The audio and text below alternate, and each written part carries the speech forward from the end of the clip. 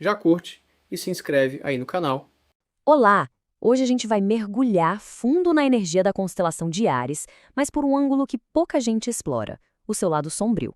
Vamos entender como esse fogo todo, esse impulso inicial, quando não é bem compreendido, acaba se manifestando como guerra, como um intelectualismo frio e calculista e até como uma verdadeira prisão para nossa mente. E para começar, essa citação aqui é a chave de tudo. Ela resume perfeitamente o que a gente vai conversar. A ideia é que essas energias cósmicas, como a de Ares, são puras na sua origem. O problema todo começa quando a nossa consciência não está pronta para receber, para integrar essa força. E aí o que acontece? O ego se apossa dela e distorce tudo, transformando o que era para ser luz em pura sombra. Então, o ponto central é este, olha só. A energia pura de Ares é o fogo primordial da vontade. É aquele impulso para começar as coisas, para criar, para ser. Mas quando essa energia se corrompe, ela se transforma no fogo destrutivo da ira, sabe? Do conflito, de um materialismo que simplesmente nega qualquer coisa espiritual. É uma dualidade muito, muito poderosa e que a gente vai ver se manifestando em 3 níveis diferentes. Vamos começar pelo plano mais óbvio, mais denso, o mundo físico.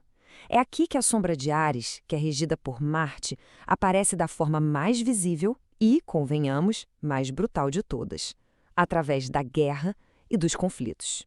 Mas antes de entrar na sombra, a gente precisa entender a luz, né? O arquétipo positivo, o lado luminoso ligado a Áries e a Marte, é o do arcanjo Samael.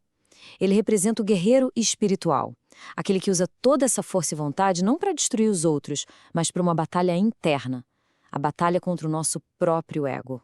E agora sim, do outro lado da moeda, em oposição direta a esse guerreiro da luz, a gente encontra as forças do polo oposto.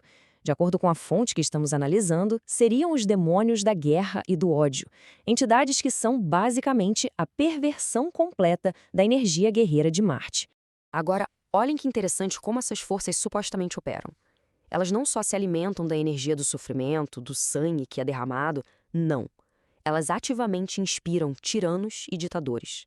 E a ira que elas promovem tem 2 caras.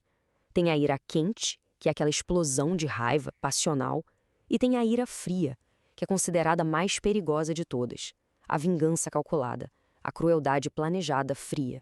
Bom, saindo do campo de batalha físico, a gente vai para um campo mais sutil, mas que pode ser tão destrutivo quanto a nossa mente. Como a constelação de Áries rege a cabeça, o cérebro, a sua energia corrompida pode criar uma verdadeira prisão intelectual. O conceito-chave aqui é esse: intelectualismo sem alma. É a inteligência completamente separada do coração, sabe? É o conhecimento sem amor, a lógica sem nenhuma compaixão. É quando a mente é usada não para tentar entender o divino, mas sim para negar o divino e, de quebra, se sentir superior a todo mundo. E as consequências disso são muito claras, né? Um ceticismo que fecha qualquer porta para o espiritual, um orgulho que isola a pessoa dentro da própria cabeça, o uso da ciência como uma espécie de arma para justificar o ateísmo e, no final das contas, o que sobra é um coração de pedra, incapaz de sentir empatia. A fonte que estamos analisando vai ainda mais fundo nisso, descrevendo uma consequência espiritual bem direta. Enquanto a luz de Áries ativaria a glândula pineal, que é vista como nosso órgão de percepção espiritual, a sombra de Áries trabalharia para calcificar essa glândula. E o efeito disso? Prender a consciência unicamente no mundo material, deixando a pessoa cega e surda para qualquer outra realidade. E, finalmente, chegamos ao terceiro e último nível, a corrupção do próprio elemento fogo no plano espiritual. É aqui que o fogo que deveria purificar é usado para destruir. Isso aqui ilustra o processo de uma forma brilhante. Segundo a fonte, magos negros poderiam invocar os elementais do fogo, as salamandras, no seu aspecto negativo, destrutivo.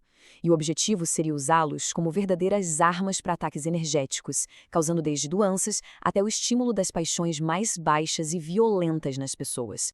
Para a gente entender bem essa inversão, a fonte faz uma comparação com o arquétipo de Lúcifer. Na gnose, ele é o portador da luz, aquele impulso de fogo que nos testa, que nos força a transformar nossas energias. Já na sombra de Áries, esse fogo é completamente invertido. Vira um impulso para destruição, para a criação de armas, para uma rebelião contra o espírito e não contra o ego. Ok, depois de explorar essa sombra toda, que é bem densa, fica a pergunta, mas tem uma saída? Existe um jeito de combater essa força toda? A resposta é sim, e a fonte nos apresenta o que ela chama de antídoto gnóstico. E o curioso é que o antídoto não é lutar fogo com fogo, muito pelo contrário. A solução é domar a fera interior da ira e do orgulho com as qualidades opostas: a mansidão, que não é fraqueza, mas sim força sob controle, a paciência, para a gente não cair na impulsividade ariana, e o silêncio mental, para não sermos aprisionados por aquele intelectualismo sem alma. E assim, a gente termina com uma reflexão. A energia de Áries, esse fogo primordial, existe em todos nós como vontade, como impulso. A grande questão que fica, depois de tudo que a gente conversou, é por uma autoanálise mesmo. Qual fogo estamos alimentando aqui dentro? O da criação, da vontade espiritual, da luz, ou da destruição, da ira e da prisão mental? A resposta para essa pergunta define o nosso caminho. Obrigado pela companhia.